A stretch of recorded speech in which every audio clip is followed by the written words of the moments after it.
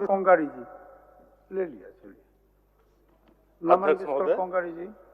मेरा गैर सरकारी संकल्प आदिवासी समुदायों के पीड़ा और समाधान को लेकर है। अध्यक्ष महोदय, यह सभा राज्य सरकार से अभिस्ताव करती है कि झारखंड राज्य में रहने वाले अनुसूचित जनजाति एवं मूल निवासियों के भाषा, संस्कृति एवं परंपराओं की सुरक्षा, संरक्षण एवं विकास की गंभीरता को जरूरी समझते हुए इनके बहुलता वाले इलाकों के प्राथमिक विद्यालय, मिडिल स्कूल और उच्च विद्यालयों में जनजातीय एवं क्षेत्रीय भाषाओं से पढ़ाई को अनिवार्य करते हुए शिक्षकों की नियुक्ति अविलंब सुनिश्चित की जाए।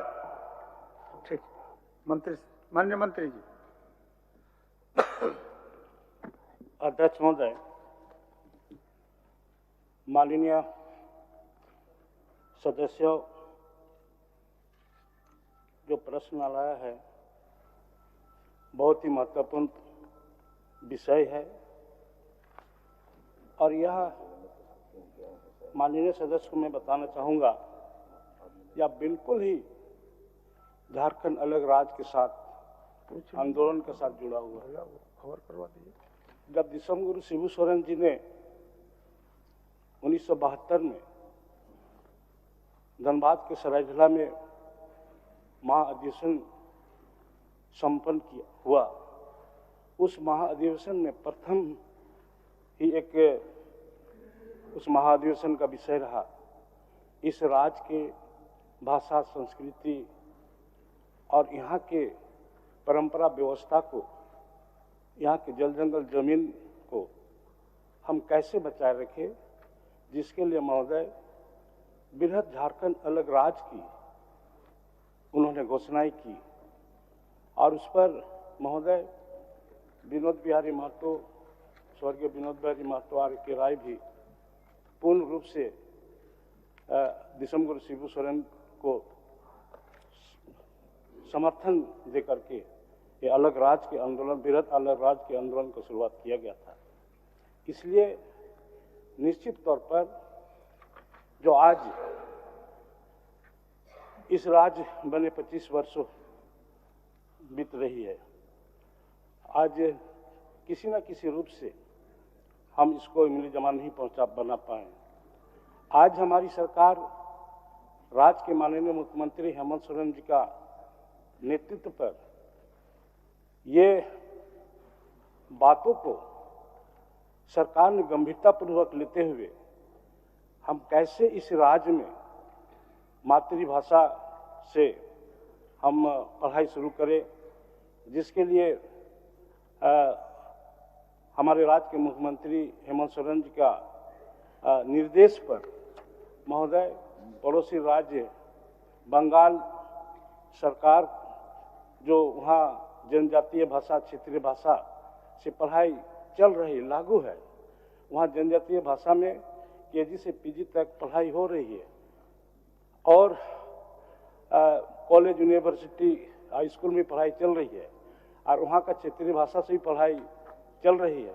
उसको अवलोकन करने के लिए, अध्ययन करने के लिए 5 संसदीय कमेटी का गठन किया गया महोदय, और जिन्होंने 1 सप्ताह तक बंगाल में रह करके अध्ययन करके वह लौट चुकी है और रिपोर्ट विभागीय पर समर्पित किया है और उस रिपोर्ट हम विधिवत रूप से राज्य के माननीय मुख्यमंत्री हेमंत सोरेन जी को विभाग द्वारा मैं खुद उसको उस रिपोर्ट को सबमिट करूंगा।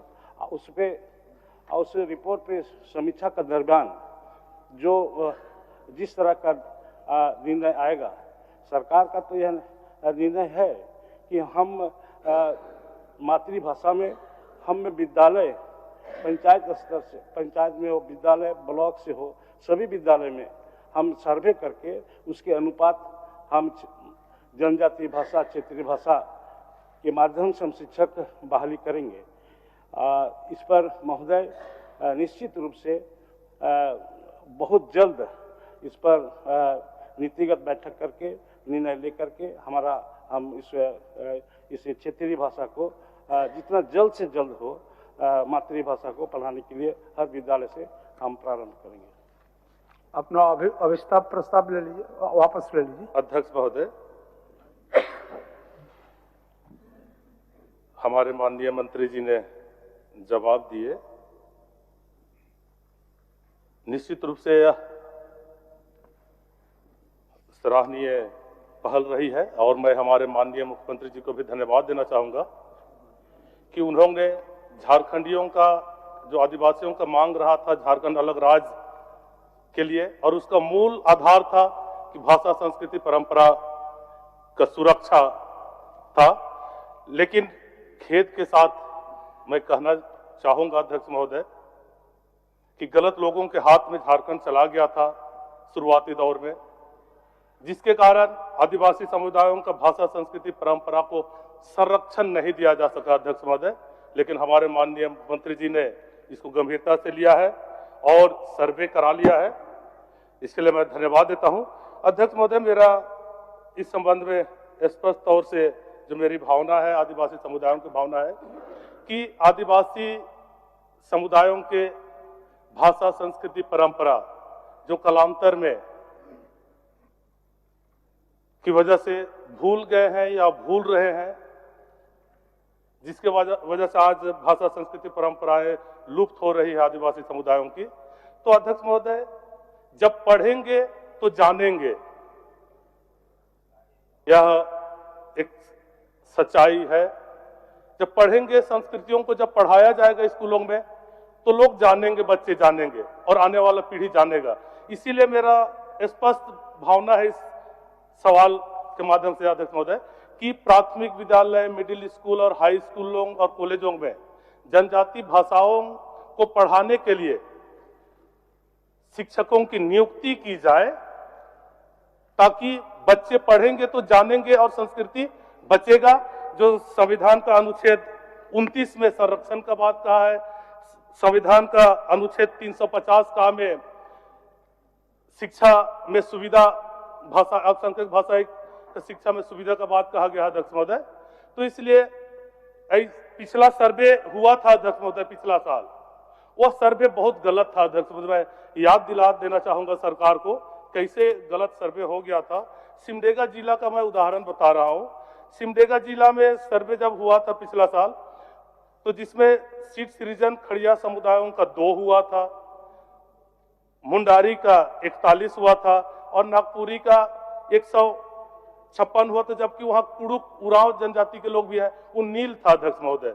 तो सर्वे पर ध्यान दिया जाए कि संवैधानिक अधिकार जो मिला है जनजाति क्षेत्रों को, अल्पसंख्यक भाषा समुदाय के लोगों को, तो जितना भी स्कूल में जितने भी जनजाति भाषा के बच्चे हैं, चाहे संख्या कुछ कम क्यों ना हो, लेकिन उन्हें जानकारी के लिए, भाषा संस्कृति का संरक्षण देने के लिए उस स्कूल में शिक्षक का नियुक्ति होना अनिवार्य किया जाए अध्यक्ष महोदय।